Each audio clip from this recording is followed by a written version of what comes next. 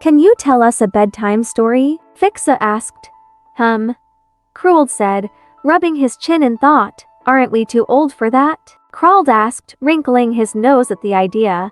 No one is too old for bedtime stories. Fixza pumped a fist upward with her declaration.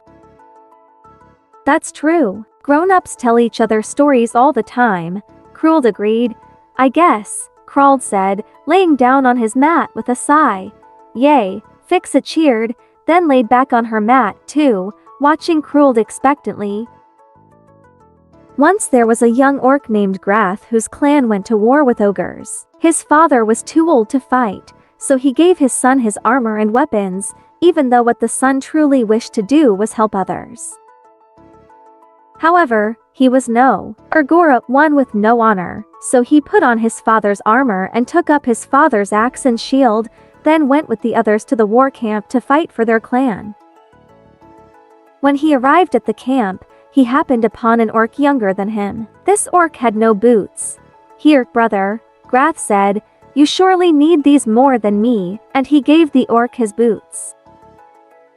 As he continued, he came across another orc whose fingers moved quickly, deftly sewing and patching clothing and leather armor for others. Grath asked if the orc had gauntlets to protect his hands in battle, and the orc said no. Grath knew it would be a shame if someone so skilled lost the use of their hands. Here, brother, you surely need these more than me, he said, and gave the orc his gauntlets.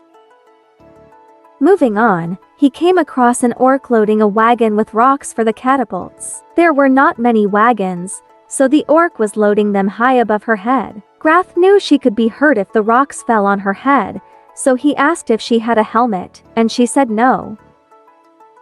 Here, sister, you surely need this more than me, he said, and gave the orc his helmet. He was almost to the front of the camp when he came across a very big, very strong orc who would likely fell many ogres. However, this orc had no shield, and knowing he would be a target for the ogres, asked if he had one. The orc said, no.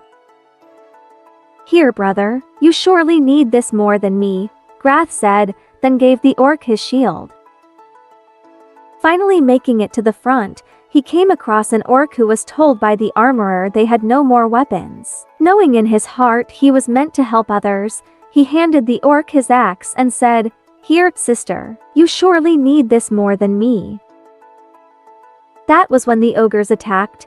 Fixza's and Crald's mouths fell open, but he has no armor, weapon, or shield. Fixza said aghast, what kind of orc doesn't at least keep his weapon? Crald asked, his face dropping into his hands.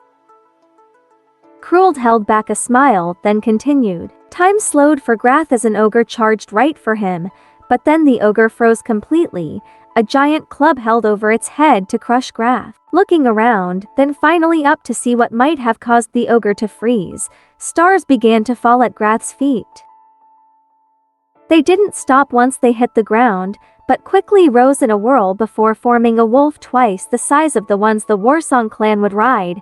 You are foolish, Grath, the wolf said. You gave away your boots, gauntlets, helmet, shield, and axe, and now you will die. Why did you do it? I am one orc, but have helped 5, and I can still fight with the hands and strength that were also given to me by my father. Surely you can see that 6 will do more to win this war and help our clan than a single orc could. The wolf pondered Grath for a moment, before tilting its head back and letting loose a howl that shook the remaining stars in the sky. When he faced Grath again, he spoke one last time. Take my fangs, Grath Starcaller. Continue helping others. Defend your clan. Then the wolf opened its mouth. Grath reached out and gripped a starry fang in each hand. With a quick pull, he ripped the fangs from the wolf's mouth. In that moment the wolf disappeared and the ogre unfroze, its club swinging down at Grath. Grath put his hands up to defend himself, and in each one was a sword the color of snow found only on the highest mountains. The edges were so sharp, they burned as they cut through the ogre's club and the ogre himself. Grath's clan won the day, and Grath's Starcaller went on to help others and defend his clan. The day he joined his ancestors, his children placed the swords on the pyre with him. There was a flash of white light, and some even claimed to hear the howl of a wolf. When next they looked, the swords and Grath were gone, joining the wolf in the sky. To this day, Grath still watches over his family and clan, ready to help the next Starcaller by passing on the wolf's fangs. Fixza's eyes widened for a moment, then she burst out with a cheer. That was amazing! Were there any more Starcallers? Crald asked, having forgotten he was too old for bedtime stories. Crald smiled. Perhaps, but that will have to wait for another night. It's time for bed.